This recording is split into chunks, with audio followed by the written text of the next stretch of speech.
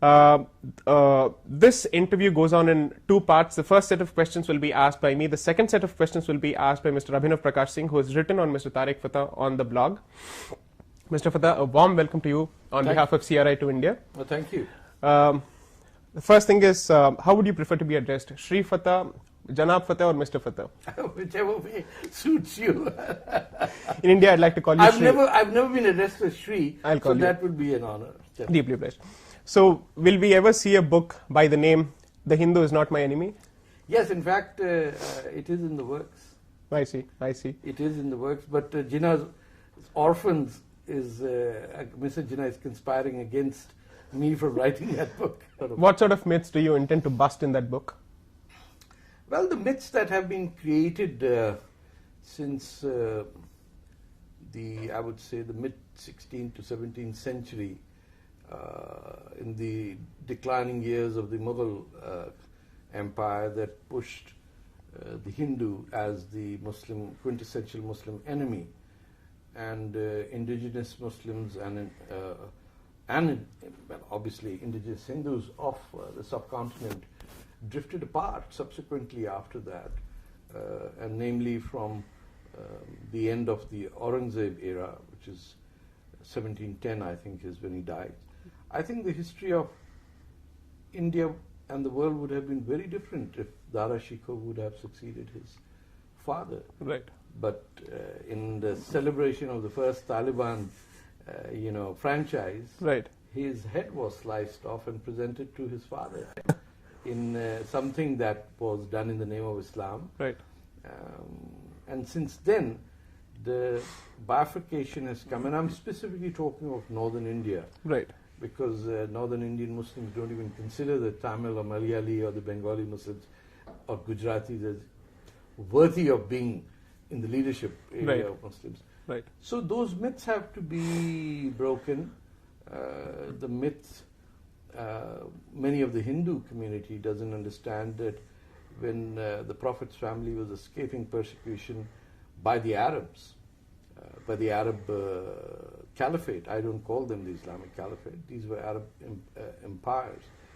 It was the Hindu kings of Sindh that gave refuge to the Prophet's family. Right. And without condition. It's equivalent to what the rulers of Bombay did when the Zoroastrians came here. Right. Fleeing persecution by, again, the Arabs. So they have to, this has to be identified clearly. I mean, that a citizen of India should be free to have her religion and can believe in his or her myth, but does not have the right to use false myths and create genuine hatred. Right. Which is what Mr. Muhammad Ali Jinnah has succeeded so successfully. Right. That 5 million people have died as a result of this myth. Right. So both Mr. Jinnah once again and Mr. Muhammad Iqbal of the Tarana fame have to be exposed. There have been virulent anti-Muslim narratives that have to be busted. Right. There is a common narrative that the Muslim doesn't belong to India and should go to Pakistan. Right. That has to be busted. Right.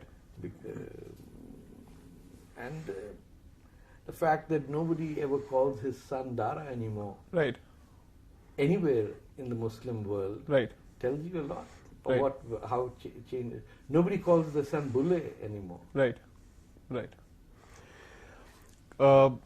Taking forward from your own example, there seems to be a problem when it comes to the history of Islamism, or at least Islam, where voices such as Dara Shikoh have been regularly snubbed. So is this a systemic problem? Is the community incapable of giving support to these kind of voices, the saner, the more moderate, and the more humanist voices? I don't have a definitive answer, but the track record indicates that what you said is true. But in practice, when we've tried to bust this, it also seems to be very easy to do it. Right. Now, who's going to bell the cat is the issue. Right. Who's going to say, okay, bhai, Pavan is not a Hindu or a Muslim name. Right. It is a name of India. Absolutely. Right? Absolutely. So, but you don't have any Pavans who are Muslim. Right. Right. All the Muslims of India have Arab names. Right. Right. Right? And so no Hindu can tell that to a Muslim. Right. It has to be some Muslim who has to say, well, Arabs don't have Indian names. Right. So why do you have Arab names? Right. To which they would say these are Islamic names. Right. But then these were the names of the pagans. Right. You see, it's a huge challenge, Right. which became easy with Akbar, and to a certain degree his grandson. These were very magnanimous people. They had no problem marrying Hindus Without converting her. Converting or sitting or eating, Right. and effectively punishing radicals. Right. There's a great line from Akbar where he says, "Aapko Maulana Sahab Hajj bhej dete hain." You know, well, sending someone to Hajj was sending him to Kalapani. Right. He Right. wouldn't come back. Right. Right. So the Mughals integrated, the sultans decimated. There are Right. two which the Indian right-wing Hindu community doesn't understand. That in 1,000-year history, there are two types of Islams who came. Right. Temur came, and he said, "How many pyramids of human skulls shall I make?" True. And you do know how he invaded India. Right. It was a toss of a coin. Right. He said, "Oh, should I go to China to kill the infidels, or to India?" And he was sitting somewhere in Central Asia, and he said, "You know, China doesn't have that much money." Right. So he said, "Okay." And then they figured there were 5 rivers to cross. They said, "Well, let's go further down, kill every Muslim that we find," and then went around Multan, decimated the population, and he's a hero. Right. People name their sons in India and Pakistan after Temur. True. Notwithstanding the fact that Pakistan is missile. Right. Right. It's called Temur. Right. So the Temurian, the Tughlaqs, the Khiljis, these people who came to plunder, Right. their history is different. Right. Then from Akbar and the short 100 years from there and which came to an end with Dara Shikoh, who embraced Hindu saints. There are great etchings of Dara Shikoh introducing his father to Hindu and Sikhs in Punjab. I didn't know this. And he goes to Lahore and introduces his father to Mian Mir, a Muslim Sufi saint. And by the way, Sufis were atheists basically. Right. But to protect themselves, they said it was Sufi. I Of course, see. when you're questioning God's existence. Right. Right. You know, Right. But they were good people who had the ability to question. Right. Not that they were pronouncing atheism, they were saying, "Are you inside me or am I you?" Right. You know? So, had he lived, we would have been free of the British, I think. Right. India would have been in the Security Council. Muhammad Ali Jinnah would not have changed his Hindu religion to Islam. Right. And things would have been very different. Right. Now, I don't know. This question could be slightly provocative, but it does seem to me that converted Muslims, so to speak, who have been Muslims for the last at least 5 or 6 generations, seem to be in the grasp of a kind of a Stockholm syndrome. Now, all Indian Muslims are converted. Right. Right. So, who's not converted? Practically everyone. Absolutely. We are everyone. all Absolutely. Indians who converted to Islam. Right. Right. So look at it this way: 80%, well, almost 100% of Indian Muslims can't read Arabic. Right. So you got what? 500 million Muslims, Right. out of which 30 to 40% are illiterate. Right. Doesn't even matter to them. Right. And this is ironic from a religion whose first word is to read. Right. The first verse of the Quran says, "Read and write," not preach and pray. Right. But you find Muslims doing the The exact opposite. opposite. We're preaching and praying non-stop. Right. Reading and writing sort of escaped us. Right.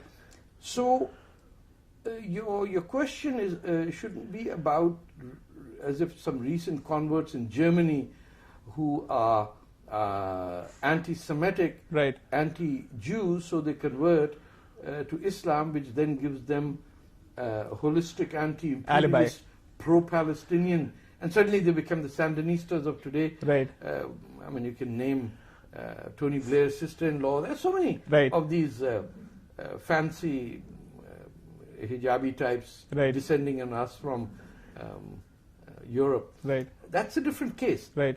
Here the issue is a complete breakdown of leadership. Right. You don't have any Muslim leaders in India, Right. right?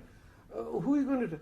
on the Hindu right, there is such misunderstanding that Javed Akhtar, who I know personally, he's called Taliban. Right. I mean, and I say, if you don't respect Javed Akhtar's fight against Islamism, Right. then you're leaving no space for any Muslim. Right. On the other hand, every Muslim thinks Javed Akhtar is the most terrible thing that happened to Islam. Right. Right. Right. So if there's such limited space Right. for people who want to bring secularism to Islam, Right. where will we go? Where would I go? Right. Right. I can't go to Pakistan where I was born. So, Right. and I find it's more dangerous to be in India than in Right. Pakistan, Right. because here the Muslims are more radical than the ones I meet in Pakistan. Right.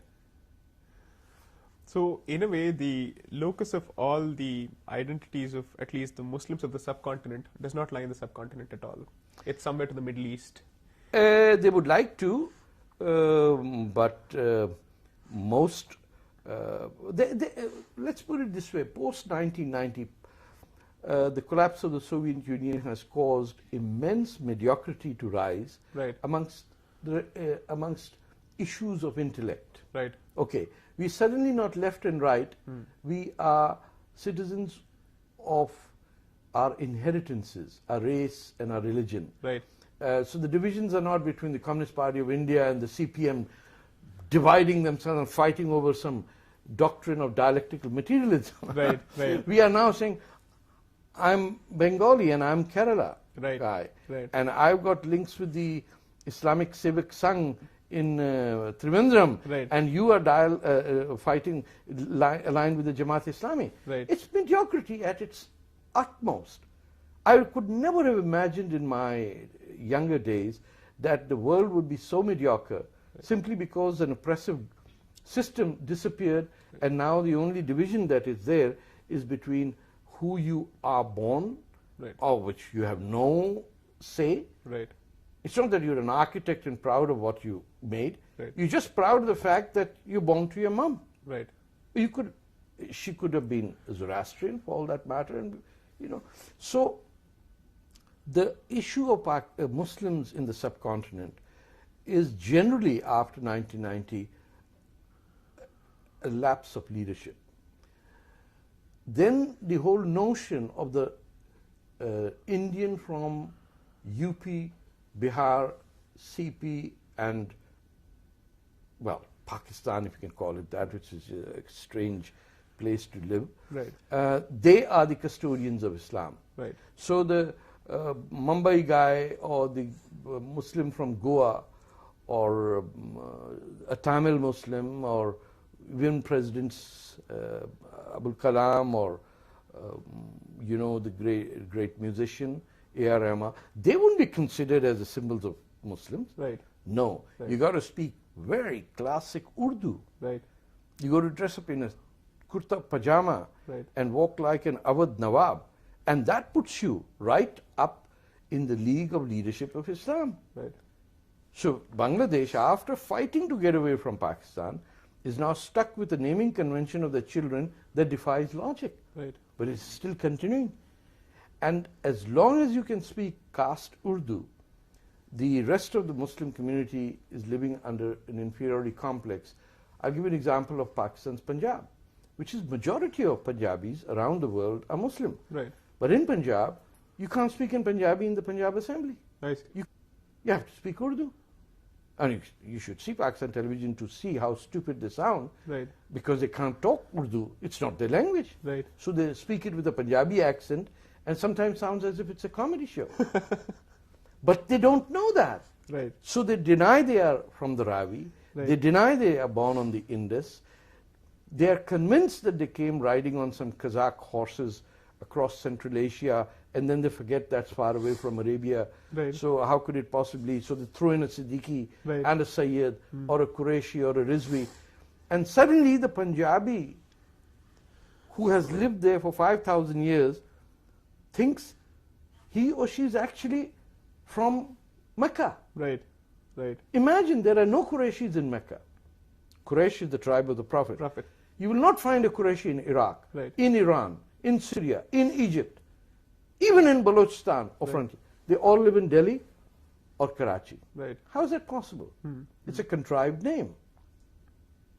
So it's false identities, mediocre leadership, and the partition of India that led to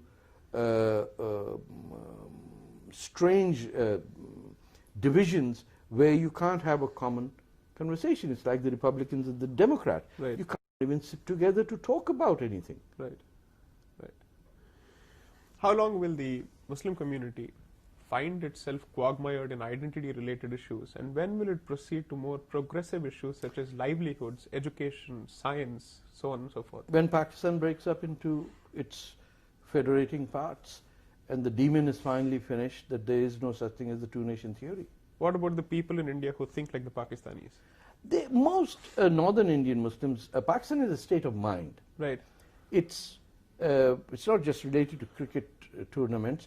It's how you name your children. Right. It's how you denounce the society that hosted the family of the Prophet. Right. The fact that you never celebrate Raja Dahir and consider him the enemy, Right. that you celebrate the invasion of India by bin Qasim. Right.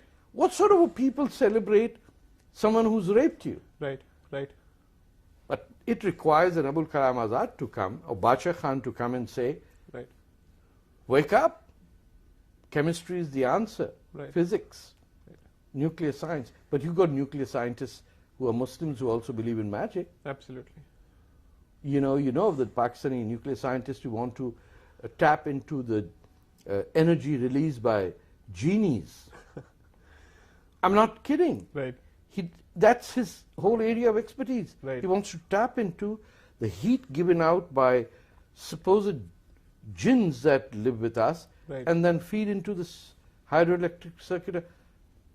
Somebody's got to tell him, you need to see a doctor. Right. The day there's someone on TV saying, you need to see a doctor, that's when you start changing. Until then, but my feeling is the moment Balochistan can break away and cut off this nonsense, Right.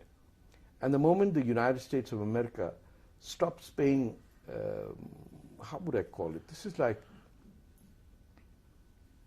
I mean, Pakistan is a concubine, but in some ways it is also the Don. Right. It Right. collects the money and Correct. sends hit squads. Proper hafta wasuli. Yeah, but that's what it is. दादागिरी है ना. Right. अगर पैसे नहीं दोगे तो I'm going to attack Lok Sabha. Right. And the Indians will say, oh, that's such an irritation because I wanted to have breakfast in Delhi, lunch in Islamabad, and dinner in Kabul. What sort of people are Indians? Right. Right. They attacked your parliament and Right. you were talking of the price of onions? What would you have done had you been in the position of India? I would have blockaded the Karachi port. Right. Realistically speaking. I'm realistically speaking. Right. Let's play this out. Right. I was told by a Singaporean army general who's become an Indian citizen. Right. A wonderful chap. He said, you're hawkish. I said, this is hawkish? I can use the word that you're actually a pussy. Right. I'm not talking about hawkish. Right. They attacked Mumbai. Right. What reaction do you have? Right. You simply go to the Karachi port and stop all imports and exports. Right. Act of war? The act of war is already committed, my friend. Right.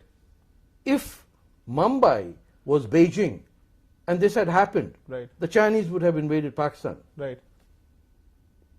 But the Indian government and the Indian people confirm the worst views that Pakistanis have about India, that these are baniyas who basically give them money and they'll be very happy. Right. As long as the trade is continuing, Right. as long as India is rising, shining, and India is incredible, Right. and the posters are fine, Right. they don't mind being attacked again and again. Right. They will in fact reward you.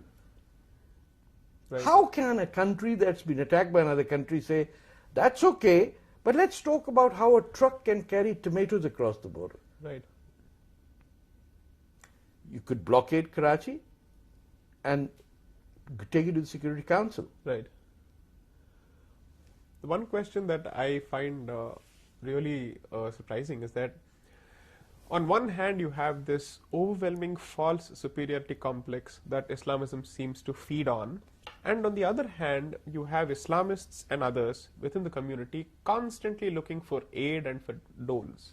That's because the Islamist fundamentally considers the wealth of the world as his. Right. He doesn't have a problem living off welfare in London. Right. Almost all the radical imams I know live off the tax revenues paid. Anjum Chaudhry himself. Yes, but they believe that this is the jizya Right. that the white man is paying for the future caliphate that they will form. To Is it really that warped a mindset? It is. Are you kidding me? Right. Why would you have a Khilafat movement in India Right. when the Turks are trying to overthrow the Khilafat? Right. This is screwed up. Right. The subcontinent's Muslim leadership are the only people who have no Indian identity. Right. You think the Iranians give a damn? Or the Turks? Or the Indonesians? Right. Or the Filipino Muslims? Or the Kurds? Or the Baloch? Or the Pashtuns? This is your gift, India's Hindi belt Islamic gift to the rest of the world that's screwed up. Right. Pan-Islamism came from Shah Waliullah, those guys asking Abdali to go butcher up India in the Right. name of Islam after they had an interaction with Abdul Wahab in Saudi Arabia at the same time. He did go to Hajj. I see. They were in the same city. We know the dates are the same. I see. Chances that they didn't meet are quite unlikely. Right. Right. If this is the case, what is your view on Mahatma Gandhi or Mr. Mohandas Karamchand Gandhi's support of the Khilafat movement? I think it was very opportunistic. I see. I think it was the first instance of vote bank Appeasement. Right. I think it was very clever. I would have done it because if you find enough suckers to join processions, you have to understand that Mr. Gandhi at that time was not the Congress leader. He was not forced to He was reconcile. not a voter. Mr. Jinnah had more, Right. and a whole lot of very modernistic, futuristic, secular, liberal, who consider themselves Indian. At that time, Mr. Jinnah was very proud Indian. Right. You know, he couldn't put up with this nonsense. But for all my affection and respect for the Mahatma, I think this was one of his signs that he was a human, and therefore he was an opportunist. And then when he says that about separation of religion and state, that those who are demanded do not know religion and do not know politics, that's absolute nonsense. Right. I mean, Gandhi has said some awful things that everybody says, oh my God, Mr. Gandhi said that. Right. It's like saying Western civilization would be a good idea. Come on. Right. Come on. Don't insult Copernicus. Right. Don't insult Newton. Right. People, I mean, after the Treaty of Westphalia, what has come out is a Western civilization. Our conversation is part of Western civilization. True. Our language is there. Right. These eyeglasses are Western civilization. Right. My cancer treatment is Western civilization. Right. No amount of Ayurvedic care or hikmat or jadoo would have cured a cancer on the spine. Right. But something called radiation did, Right. something called surgery did, and something called physiotherapy did. Right. We are a product of European Western civilization, whether you like it or not. Right. Otherwise, we would be living in our villages Right. with no printing presses. And don't tell me that Chinese could have provided it. Because China itself is part of Western civilization, as Okay. is Japan, Right. as is Taiwan. The question that, please, for a religion that is based on the premise of egalitarianism, at least on paper, the corollary of which is equal rights not just between two different cultures or two different castes, but also rights between genders. There seems to be a surprising amount of docility within the Muslim community when it comes to tackling this problem head on and giving women their due under the sun. Not just women, rights of women. The issue is education, rights of women. All these progressive issues don't seem to find the kind of traction that a call for Islam does. They did from 1850 to 1950, which I would consider the golden century of Islam. Right. And almost no other Muslim will agree with me. Right. But this is the time when Muslims, as a community, realized that something had to be done. I mean, I'm talking of the post-Sir Sayyid. His translation of the Quran, right. his rejection of armed jihad right. as a doctrine of Islam is fantastic. Right. But you need to have institutions to produce leadership. Right. Now, Islam by itself is more centered around social justice than any other faith. Right. That is why if you go to Pakistan, you will find a lot of guilt amongst people who mistreat servants. Right. I don't see that in India. Okay. There is almost a sense of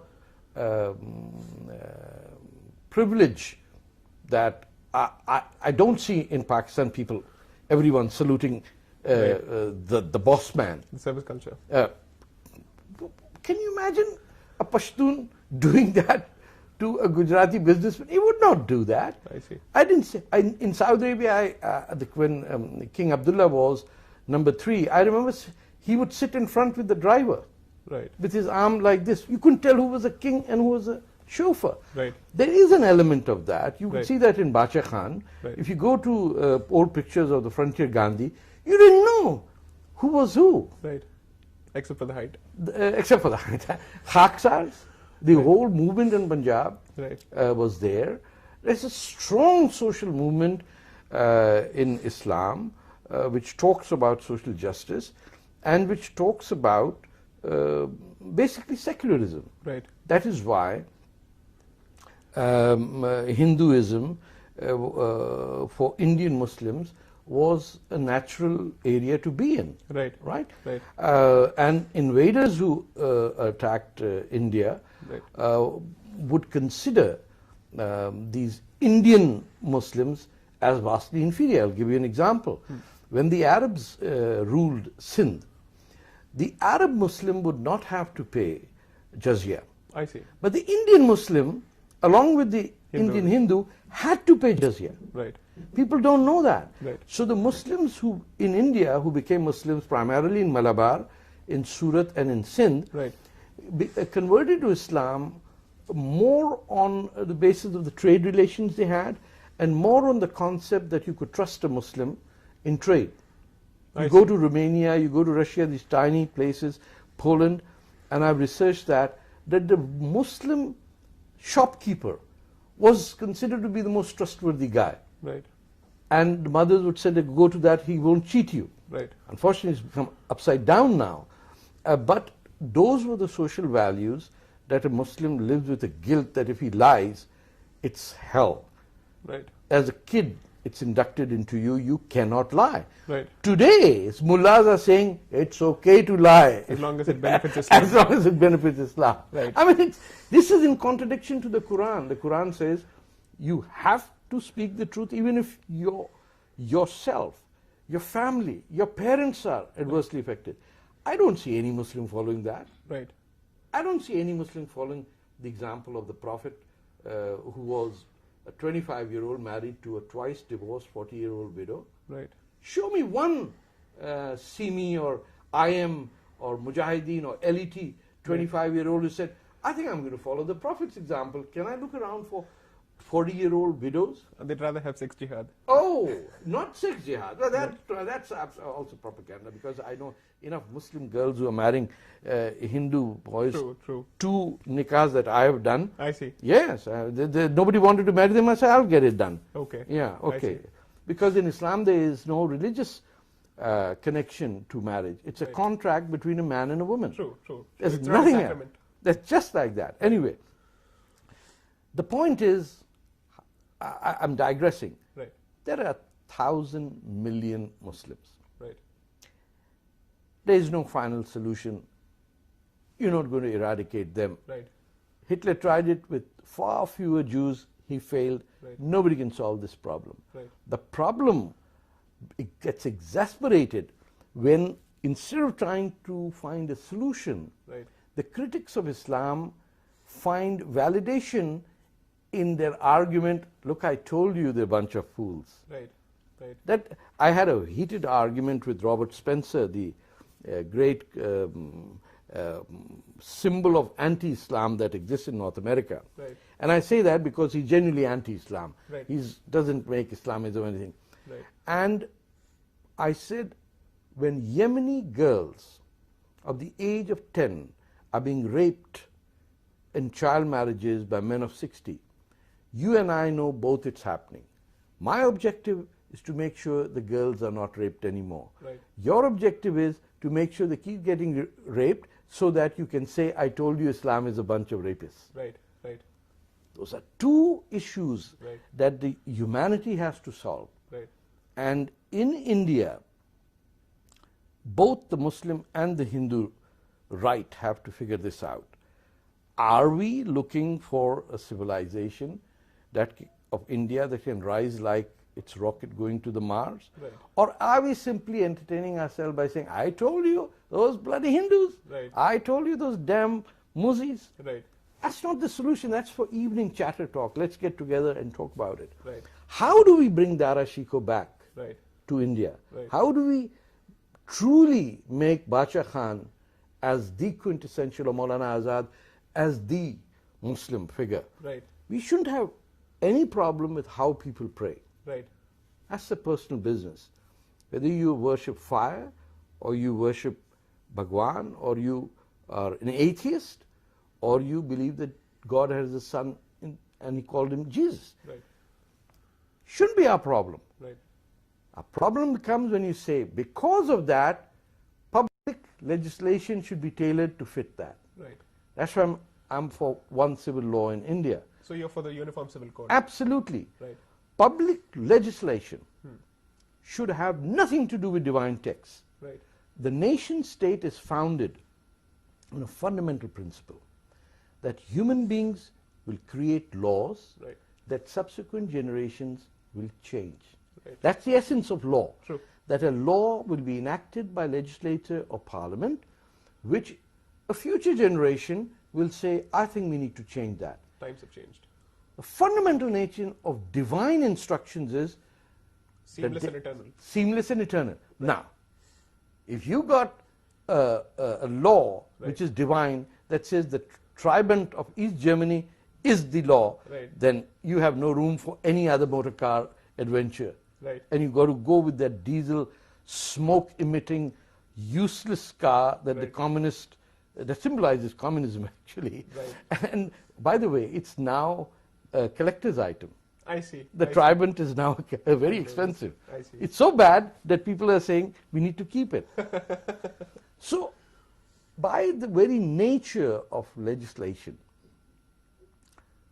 Muslim Civil Code or Hindu Marriage Act is absolute nonsense. Right. I don't care how you, as a Hindu, marry your daughter, or I, as a Muslim, have a religious ceremony. By the way, my daughter was wedded by a female imam. I see. Which, so you can kiss whatever you want to, but we wanted to be practical about it. Right. And says it will be a Muslim wedding, Right. and except that we'll shift the world around and have a good-looking, mature woman in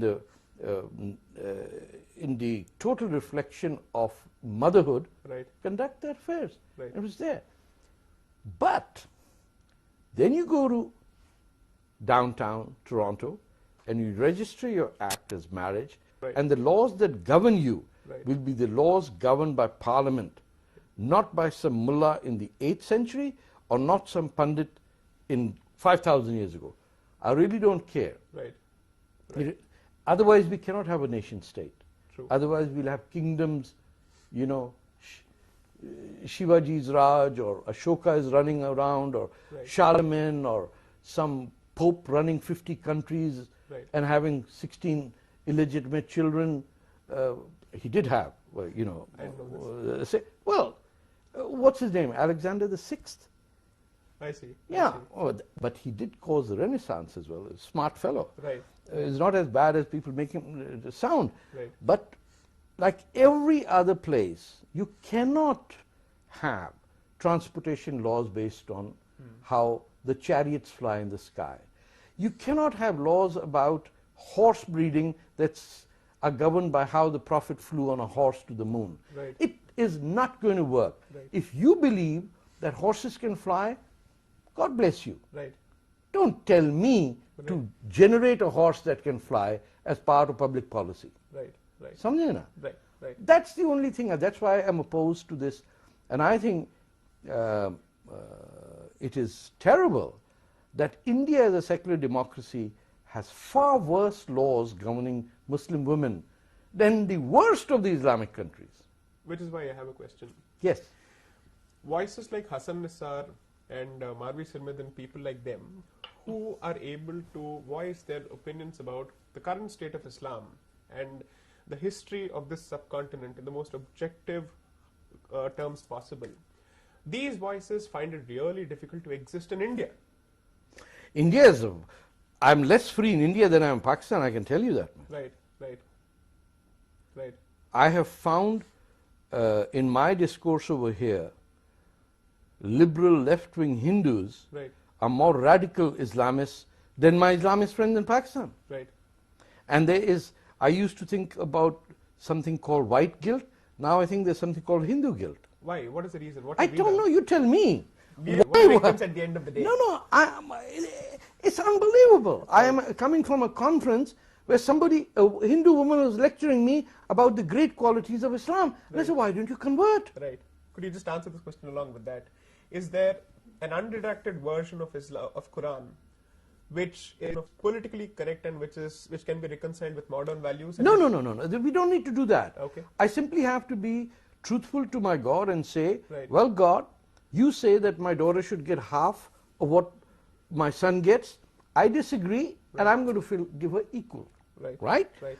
I can tell God, you asked me to give me permission to give 4 wives. Tough luck, I don't agree with you. So the Quran is not equal to Islam according to you? No. Most of the early Muslims became Muslims before the Quran was revealed. Right. I'm talking scientifically. Right. Right. Muhammad is a prophet. Right. His wife becomes a Muslim. Right. No Quran. His cousin Right. becomes a Muslim. No Quran. Right. Abu Bakr becomes a Muslim. No Quran. Right. Umar, Usman, you name it, Bilal, everyone is becoming a Muslim. The Quran was finalized 13 years later. Right. So don't give me this crap about Islam is very fundamentally about one thing. Right. The unity of God Right. and acceptance of Muhammad as his messenger. Right. That's the oath you take. Right. La ilaha illallah Muhammadur Rasulullah. Khalas. Right. What's the confusion here? Where did everything else come from? And by the way, the last verse of the Quran is profound. It says, today we have completed your faith for you. As explicit as that. Right. Do you know where 99% of the Sharia comes from? Right. Everything after that verse. How do they use that? Because Islam's first caliphate was founded by the people who were the enemies of Muhammad, Right. the Umayyads. Right. Right. Abu Sufyan is the sworn enemy of Muhammad. His son heads the first Umayyad caliphate, Right. whose son then slaughters the entire Prophet's family, Right. whose descendants then take refuge under Raja Dair, a Hindu king of Sindh. Right. You got it screwed up. Right. So bad that you talk the truth and all they can say is, this guy must be getting money from Raw. And it's the stupidest argument here. Oh, is it Israel? Or so look at Marvi Sharma. She's a brave woman. Right. She put the bindi on her head, She right? wears a sari most of the time. Why? Well, sari is the dress of Muslims. My in-laws have never worn anything else. They're Gujarati Muslims. I see. What are they going to wear? Right. The terrible thing is that the sari has now become obsolete in Pakistan. Right. The devastation and genocide of cultures and languages as a result of Mr. Jinnah is something that he should be tried posthumously for. Right. You destroyed Gujarati in Pakistan. Kutchi, wiped out. Right. Memini, gone. All these cultures that thrived over there, Zoroastrian community, not there. Left, the Goans, the Catholics, Right. who formed the culture of Karachi, vanished. Right. So this is the problem that we face. I just have to, the best of my ability, I'll capture for you what I believe is the essence of Hindutva, leaving aside the finer points, which is that anyone who lives in India has to owe allegiance to the roots of this country, even if they are Hindu in nature, regardless of which faith he follows. It doesn't matter if the locus of his religious identity is outside the country, but India comes first. This happens to be the fundamental premise on which the ideology for Hindutva is based.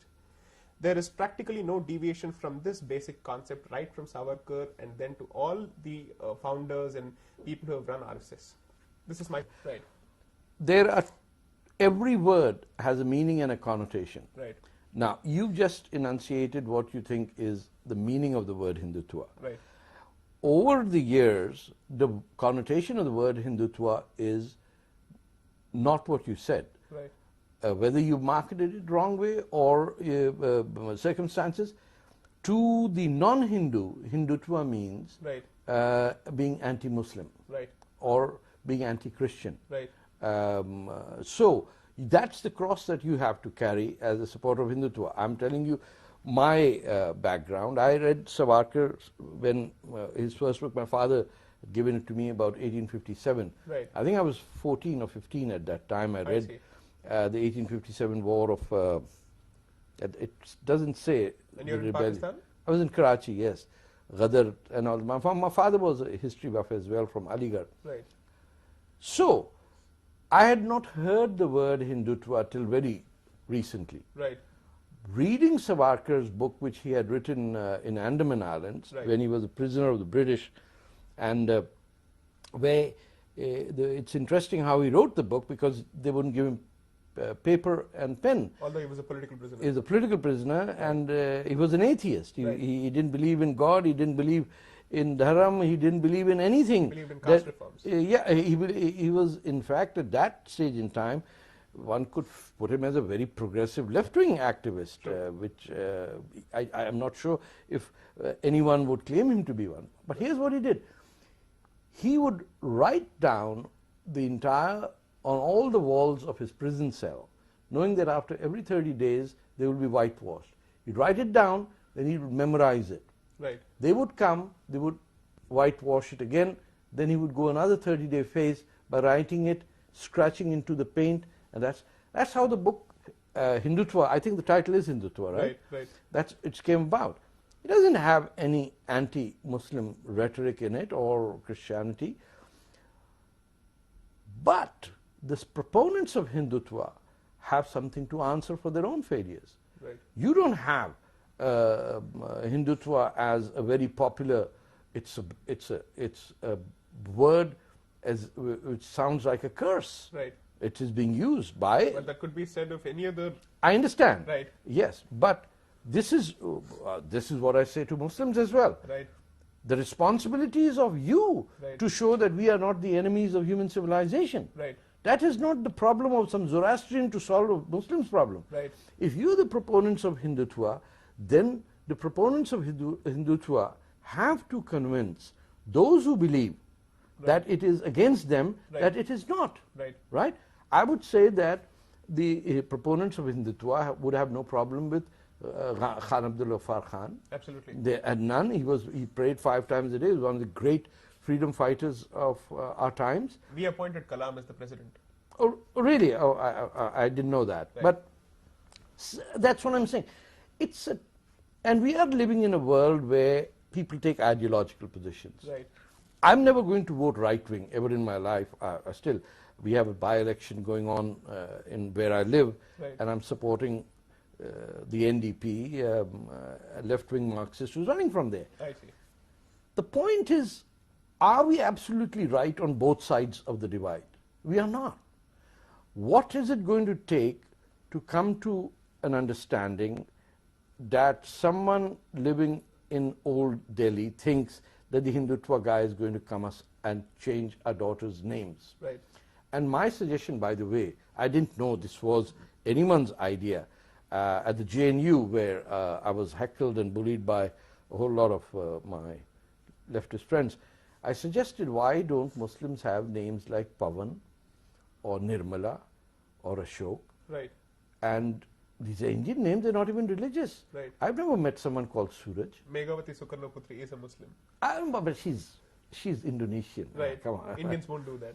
Indians don't do that. But सूरज तो नाम रख सकते हैं, Right. चांद तो रख सकते हैं, Right. वो भी नहीं है. Right. आफ्ताब रखते हैं because that's Persian, Persian. but चांद नहीं रखते. Right. So, from the Muslim point of view, which is a minority Right. inside India, there has to be an effort to be made. Right. But the Hindu right wing, Right. and I'm not saying that in a negative way, Right. the word Hindu right wing is used in a pejorative manner. I'm just saying that there are Hindu nationalists, Conservative. people, they're Right. like the American conservatives or republics. In Canada, we call some people red Tories. Okay. These are conservatives who are socially progressive. Right. Right? So, after 1990, let's keep these divisions aside because we've still not ascertained what are the right labels. True. The point is to sit and talk. Right. Honestly.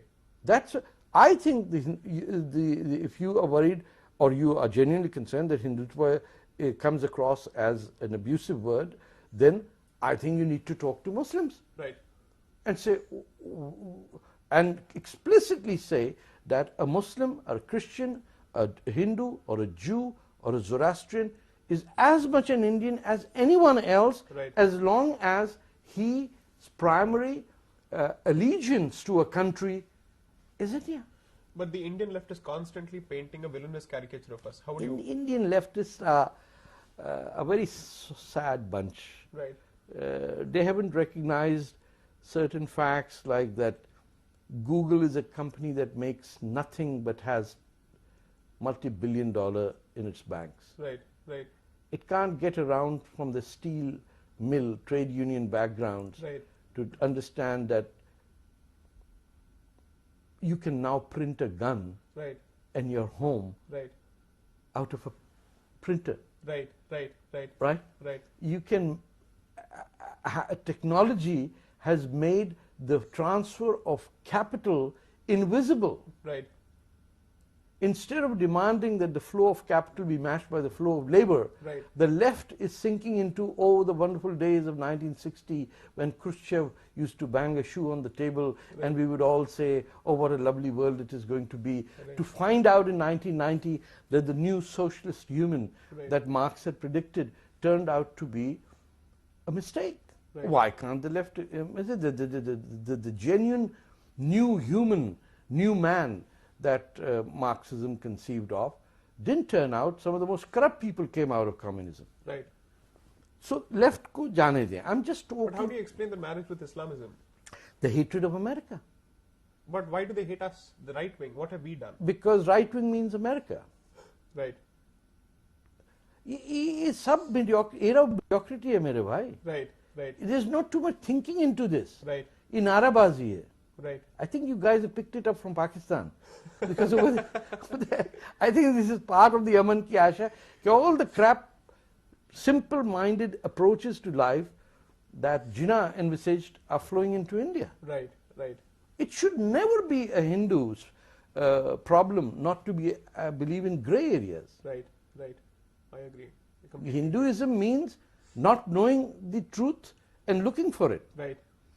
Islam's ideology is, rightfully or wrongfully, I know the truth and you better believe it. And that's the only way to go about it. For him or her. Right. But we are set by destiny to live in each other's arms for the next 100,000 years. Right. Till this world ends. Right. India cannot escape Muslims and Muslims cannot escape Hindus. Right. And the Taj Mahal will be a symbol of India for all times to come. Right. And before the Muslims came to India, there were no graveyards. Right. The only contradiction that the beauty of India is Right. that the Muslim can learn so much from Hinduism, Right. and the Hindu has given refuge to the fleeing descendants of Prophet Muhammad, where they Right. could no other place. Right. They don't even take ownership of that. Right. I'll just add one thing. Yes. Did you know that the Janjua Rajputs of India actually fought along with Hussein at the Battle of Karbala? Here's what I know about that, including the butts of the Punjab, Kashmiri Hindus as well. Right. My theory is that Hussein was trying to escape Arabia to come to India. I see. So this was not that people went there to fight with him, the Husseini Brahmins, as they say. These were people to help them come to India. I see. I see. That's why Right. Imam Hussein's descendants Right. finally ended up Right. in India. Right. I'll give you another example. Right. The great Zanj revolt of the 10th century, I see. 11th century, I think, in Basra, where the African slaves Right. who were Muslims rebelled against the Abbasid Arab rulers. Okay. Do you know who led them and who they followed? They've sent a message to Sindh, and they got a descendant of Prophet Muhammad who led the revolt against the Abbasides I see. and destroyed the Abbasid, and actually I think ruined Islamic civilization, never recovered, because for 14 years they ruled over their own caliphate of African Muslims led by an Indian fellow Right. Right. who was a Sindhi-speaking fellow, Right. and almost got to Baghdad. Right.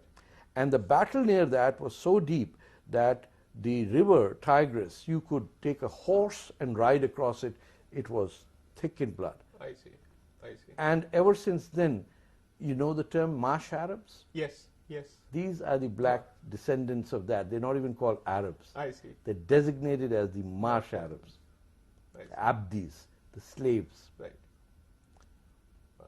Fantastic. So it's an Indian Right. who came to lead the revolt Right.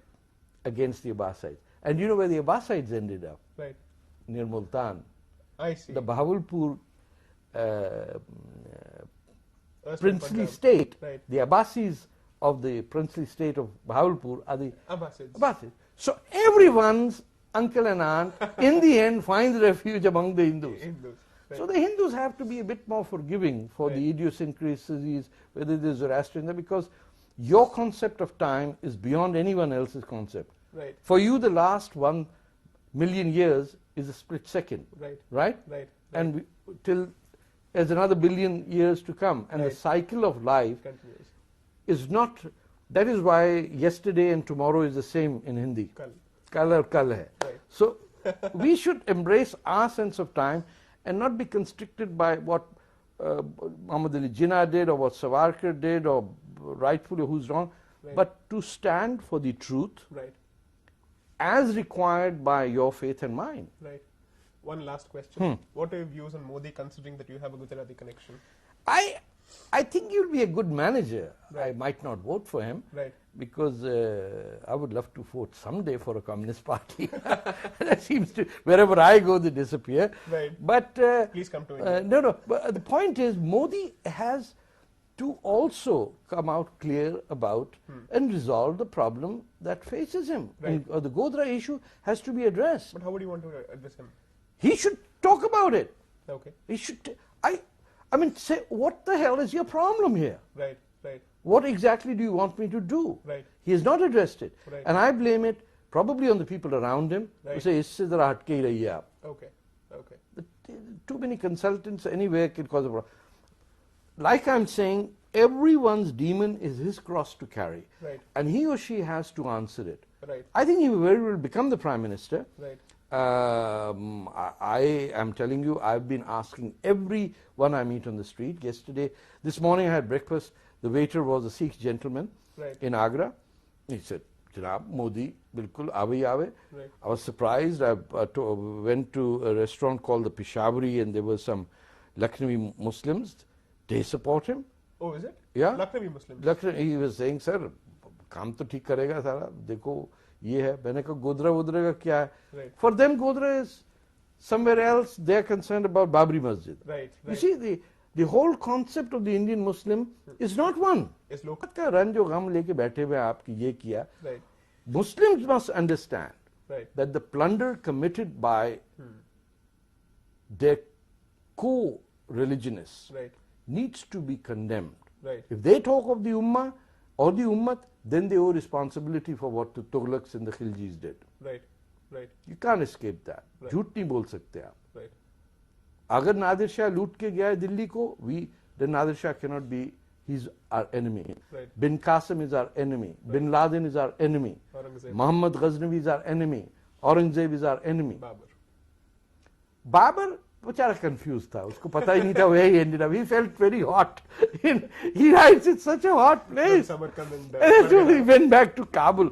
Babar को माफ कर दे, but Aurangzeb को आप नहीं माफ कर सकते. Right, right, That was a mass murderer. Right. He murdered his father, his brother, Right. his sister. He threw off the wall of the Red Fort. Right. Why? Because she was in love with a commoner. right, right. तो इस्लाम का भाषण murderous से नहीं आता है. और जो ये इंडियन मुसलमान औरंगजेब की वजह से जान मरते हैं, they should realize that they worship or honor a mass murderer. जो बाप को मारता है, भाई को मारता है, बेटे को मारता है और बहन को मारता है, वो इस्लाम की बात नहीं कर वो सकता. नहीं, हीरो किसका बन सकता है वो? Right, You have to be particularly stupid right, to honor a man right, who is in contradiction to everything you believe. right, right, right. लेकिन बाबर को माफ करें, उसे गर्मी बहुत लगती है. Thank you, sir. You